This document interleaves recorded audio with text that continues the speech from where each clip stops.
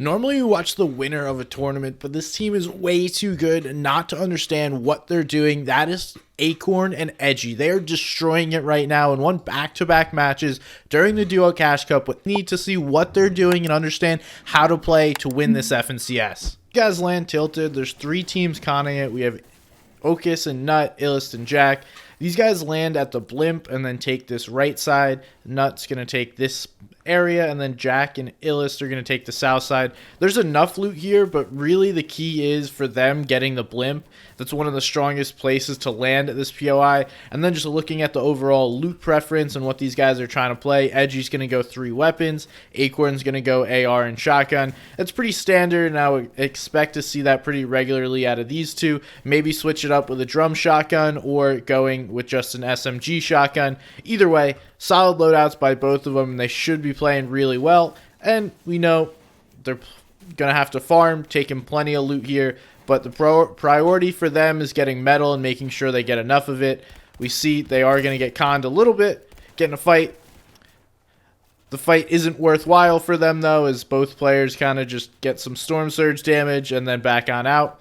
And now we will live to fight another day. So one of the key pieces for these two is understanding the value of getting one of the IO vehicles out of this POI.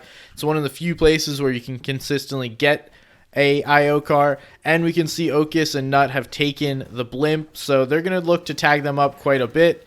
Acorn and Edgey are going to try and just grab their car and secure it and tilt it because they're basically right in the middle of the zone. They've gotten some tags. The only issue, though, is that now they're kind of going to be in a hole if we look how tilted looks overall. It's like a big bowl with the blimp sitting on top of it and then mountains on either side, and we're just going to start to see players boxing up on all the various mountains. They're already here, so Acorn and Edgey are in a worse off position, not a terrible position because they've gotten some damage already. So here's pretty much just the surge tagging portion. We're going to start our rotate to second zone, which is going south. We're going to see where they go. One of the few teams with an IO vehicle and actually going to be able to make later rotates. They're going to move quickly, get in a better position. And we could actually see them get wherever they want, but ultimately Acorn's going to get tagged, so they're forced to play edge zone here.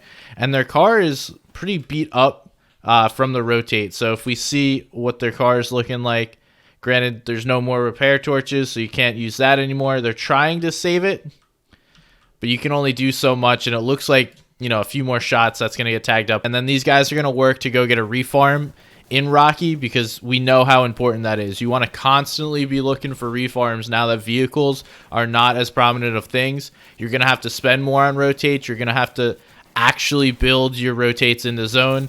And we see these guys doing that, going for a refarm here and then trying to make a play on somebody in Storm. They know they have extra heals from this building, so they're not worried. Plus, they already have their building in, and then they're going to give themselves some space to play with. Now looking at third zone, this is going to be a tougher rotate for them. They could use the blimp if they want to, but ultimately there's going to be a lot of people here and they're going to choose to use the car. It doesn't have much HP left, so as soon as that thing starts to get shot at, they're going to have to let go. They're picking up an elim here on Bucky, so that's a nice little refresh, but really what's going to be a problem here is it's going to slow them down, and now they're behind.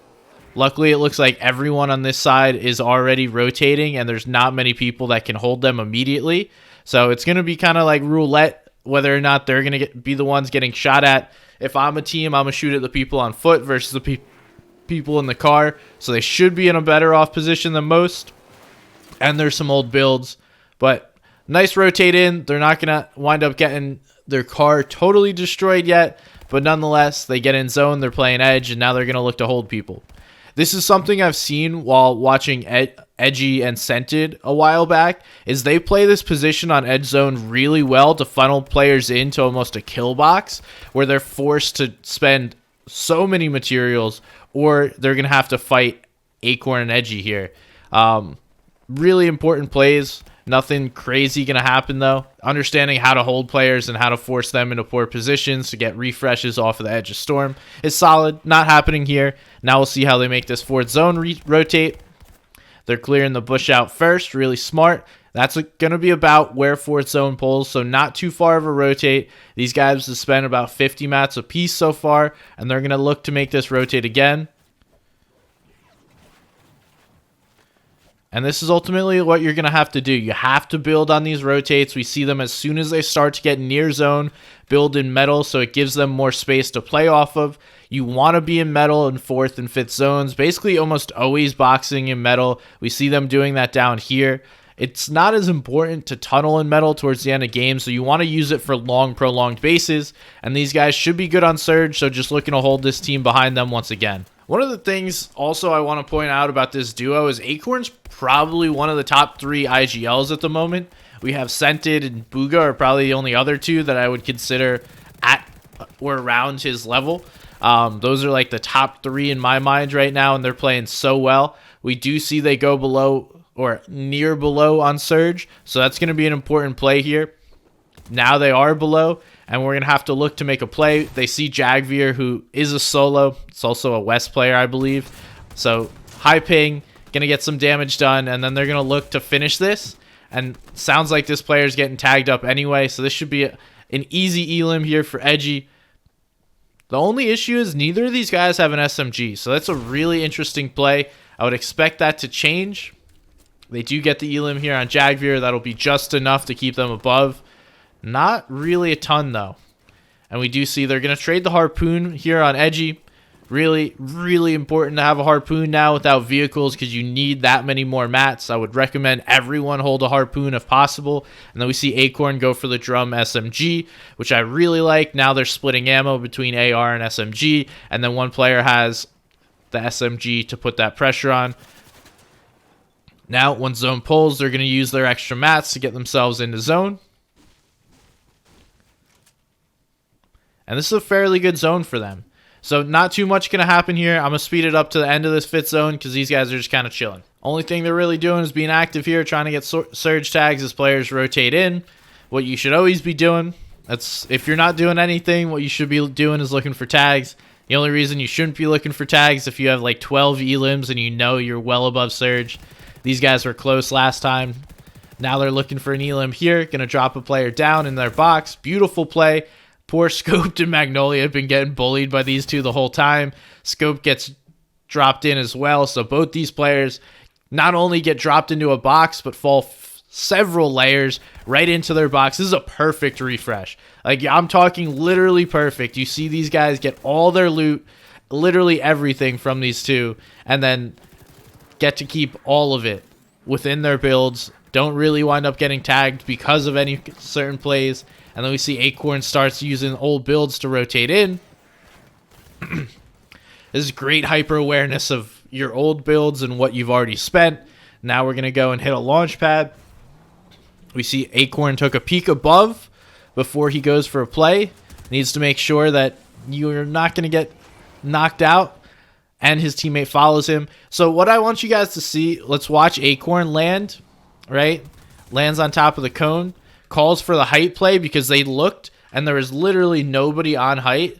Nobody claiming it. We see Clicks and Day may come for it, but nobody was even playing height. So it's free. Great call here by Acorn. Both these players take it. And now just an easy height play from here on out.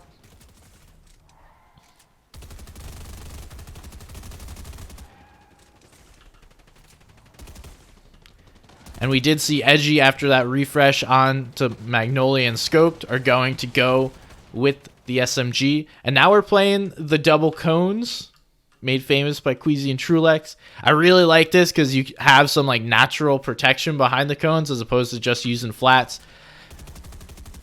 If you guys watched any Queasy Trulex back in the day, you know that the double cones work very, very well.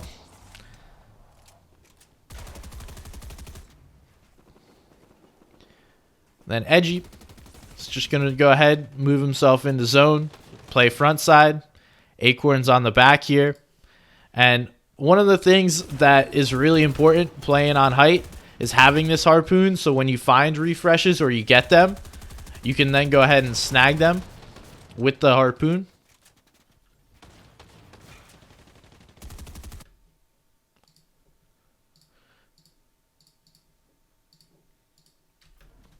All right, we're going to turn nameplates off so we kind of see a little more what these guys are looking at as opposed to cheating with all the players' names.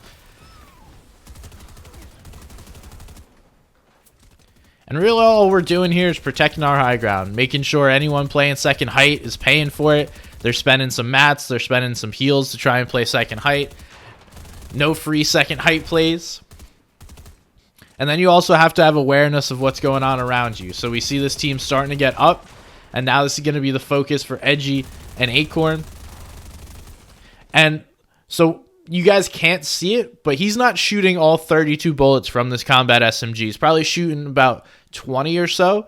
That way, when someone inevitably makes a play, he can then still have ammo in his SMG rather than just spraying away, getting lost in the sauce, and then not having anything left in his clip. So it's very important to have that ammo control so you're never stuck with no bullets in your clip.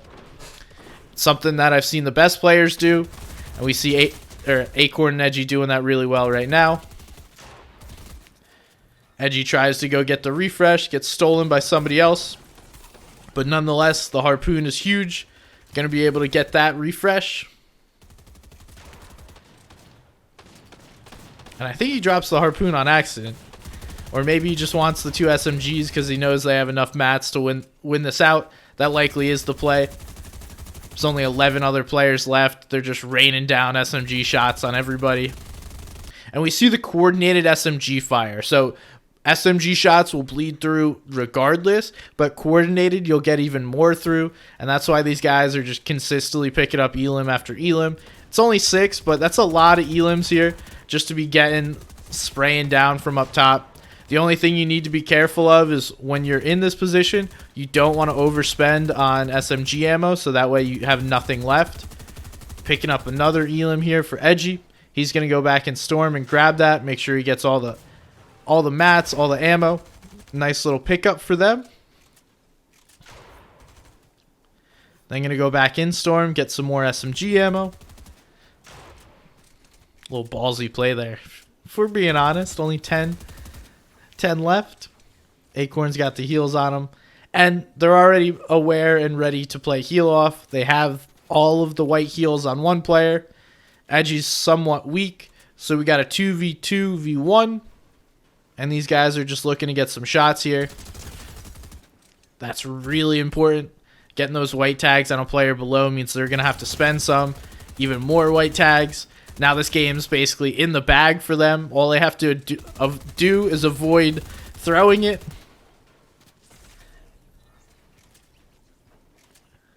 Clarity goes down, and now it is a 2v1v1. And this is pretty much just in the bag for these guys. Edgey's going to start to go down to search and make a play. But he needs to be careful while doing it. Now it's a 2v1, and Acorn's still staying above, securing the win with the heal off if necessary. Edgey just needs to avoid giving a free heal over to the opponent, putting pressure on. This is actually what you don't want to do, because now Edgey's a free 50 HP. Sin's going to get that for free, but nonetheless, Acorn's taking no damage. He's going to win this heal off. Edgey had nothing to give over to that opponent. And we see he's got plenty of mats if necessary. Just going to start to play heals, and eventually he'll just take this home. Really solid play. The only big misplay there was by Edgey just giving a free elim away to the opponent. Say he had more heals down below.